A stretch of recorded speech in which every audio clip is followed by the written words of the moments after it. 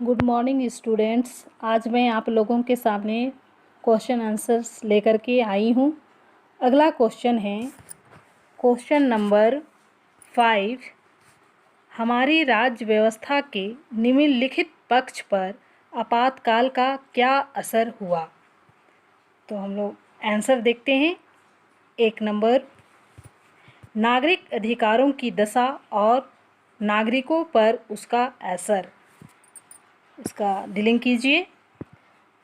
आपातकालीन प्रावधानों के अंतर्गत नागरिकों के विभिन्न मौलिक अधिकार निष्प्रभावी हो गए। उनके पास अब यह अधिकार भी नहीं रहा कि मौलिक अधिकारों की बहाली के लिए अदालत का दरवाज़ा खटखटाएं।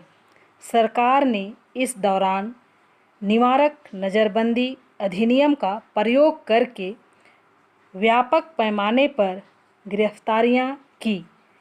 जिन राजनीतिक कार्यकर्ताओं को गिरफ्तार किया गया वे बंदी प्रत्यक्षीकरण याचिका का सहारा लेकर अपनी गिरफ्तारी को चुनौती भी नहीं दे सकते थे।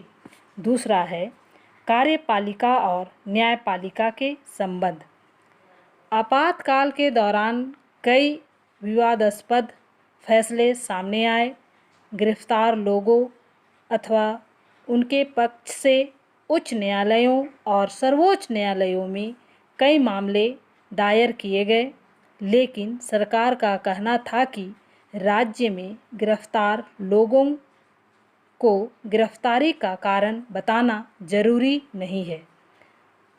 अनेक उच्च न्यायालयों ने निर्णय दिया कि आपातकाल के दौरान अदालत किसी व्यक्ति द्वारा दायर की गई ऐसी बंदी प्रत्यक्षीकरण याचिका को विचार के लिए स्वीकार कर सकती है। लेकिन 1976 में सर्वोच्च न्यायालय की संवैधानिक पीठ ने मध्य प्रदेश उच्च न्यायालय के निर्णय को उलट दिया और सरकार की दलील मान ली। सर्वोच्च न्यायालय के इस निर्णय से नागरिकों के लिए अदालत के दरवाजे बंद हो गए। यह काल कार्यपालिका और न्यायपालिका के बीच टकराव का साक्षी है। तीसरा नंबर है जनसंचार माध्यमों के कामकाज। इसका डीलिंग है आपातकालीन प्रावधानों के अंतर्गत सरकार ने अपनी शक्तियों पर अमल करते हुए प्रेस की आज़ादी पर रोक लगा दी। समाचार पत्रों को यह कहा गया कि संवेदनशील सामग्री छापने से पहले अनुमति लेनी जरूरी है। इंडियन एक्सप्रेस और स्टेट्समैन जैसे अखबारों ने प्रेस पर लगी सेंसरशिप का विरोध किया। सेमिनार और मेनस्ट्रीम जैसी पत्रिकाओं ने सेंसरशिप के आगे घुटने टेकने की जगह बंद होना बेहतर समझा। अगला चौथा नंबर है पुलिस और नौकरशाही की कार्यवाहियाँ। इसका डीलिंग है आपातकाल के दौरान पुलिस की ज्यादतियाँ काफ़ी बढ़ गई। पुलिस हिरासत में कई लोगों की मौत हुई। नौकरशाही की सत्ता काफ़ी बढ़ गई। पुलिस और नौकरशाही ने जबरन परिवार नियोजन कार्यक्रम को थोपा। अनाधिकृत ढांचे गिराए गए। लोगों को जबरन झुग्गी झोपड़ी से हटाया गया। नौकरशाही में भ्रष्टाचार फैला। तो बच्चों यही था आपातकाल में क्या क्या हुआ था। अगला क्वेश्चन है क्वेश्चन नंबर 6। भारत की दलीय प्रणाली पर आपातकाल का किस तरह असर हुआ? अपने उत्तर की पुष्टि उदाहरणों से कीजिए। आंसर है 1 नंबर, सत्ताधारी पार्टी को बहुमत मिलने की वजह से नेतृत्व ने लोकतांत्रिक क्रियान्वयन को भी चुनौती देने का साहस किया। दूसरा नंबर है संविधान निर्माताओं ने सरकार को आपातकाल के दौरान अधिक शक्तियां प्रदान की।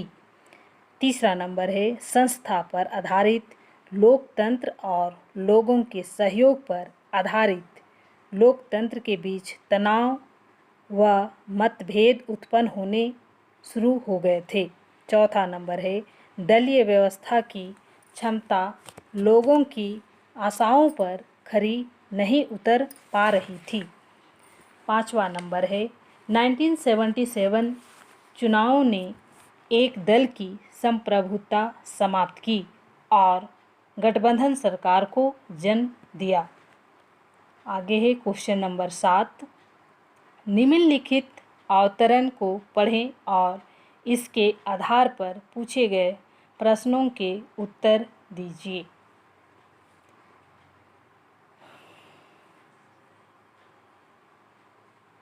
आगे है 1977 के चुनावों के दौरान भारतीय लोकतंत्र दो दलीय व्यवस्था के जितना नज़दीक आ गया था उतना पहले कभी नहीं आया। बहरहाल अगले कुछ वर्षों में मामला पूरी तरह बदल गया। हारने के तुरंत बाद कांग्रेस दो टुकड़ों में बंट गई। जनता पार्टी में भी बड़ी अफरा तफरी मची। डेविड बटलर, अशोक लाहाड़ी और प्रणय राय। क्वेश्चन नंबर क किन वजहों से 1977 में भारत की राजनीति दो दलीय प्रणाली के समान जान पड़ रही थी? आंसर है 1975 में आपातकाल का लागू होना और राजनीतिक संकट के कारण भारत की राजनीति दो दलीय प्रणाली के समान जान पड़ रही थी। ख है 1977 में दो से ज़्यादा पार्टियां अस्तित्व में थी। इसके बावजूद लेखकगण इस दौर को दो दलीय प्रणाली के नज़दीक क्यों बता रहे हैं? आंसर है 1977 में दो पार्टियां अस्तित्व में थी जो कि कांग्रेस और गैर कांग्रेसी पार्टियों के नाम से जानी जाती थी, क्योंकि इन्होंने एक संप्रभुता को समाप्त किया और जनता पार्टी के रूप में उजागर हुई जो कि गैर कांग्रेसी पार्टियों की एक छतरी के रूप में थी। ग है कांग्रेस और जनता पार्टी में किन कारणों से टूट पैदा हुआ?